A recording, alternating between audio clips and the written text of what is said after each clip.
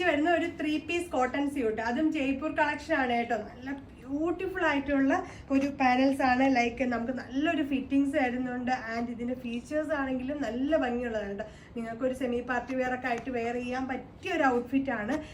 ഡീറ്റെയിലും പറയുവാണെന്നുണ്ടെങ്കിൽ നല്ലൊരു ബ്യൂട്ടിഫുൾ ആയിട്ടുള്ള ഒരു സിമ്പിൾ ഹാൻഡ് വർക്ക് നെക്ക് ലൈനിൽ വരുന്നുണ്ട്.